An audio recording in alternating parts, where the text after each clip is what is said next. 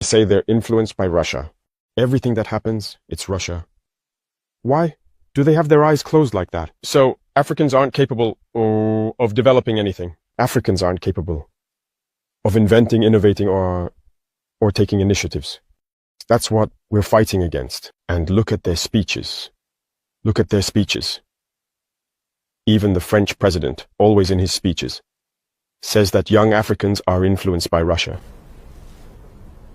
It said, and if you listen to Western media, they spend all their time lying.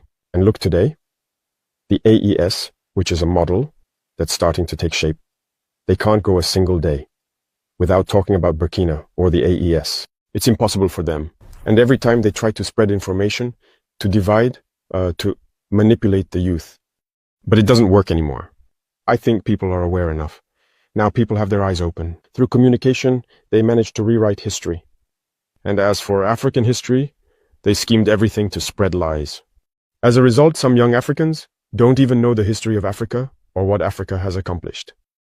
Some don't even know that our grandparents fought, were put on the front lines as cannon fodder. And when they returned, they were killed like animals. Do people know that when France tested its first atomic bomb, it was black soldiers they placed nearby in the blast radius to see what would happen? Let's bring out the archives. Everything they've used against Africa is terrible. So all of this needs to be communicated so that young Africans understand, because there are still many who are asleep and continue to speak on behalf of the imperialists. Whatever they're told to say, they do it. Maybe it's because, well, they're given something, I don't know. But Africans need to understand their history and wake up. So that's our fight as well. My biggest regret is having spent a good part of my youth listening to radio stations like RFI and France 24. I've been in countries where those radio stations were shut down.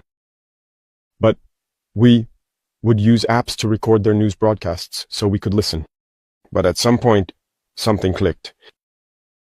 I started to realize that they were conditioning our minds to accept what they wanted. It's their narrative that they want us to learn. And since then, I've started to see things for what they are. And I understood that what they're doing is very dangerous. And today, more than ever, I realize that they have conditioned the minds, especially of Africans. So, you can play a big role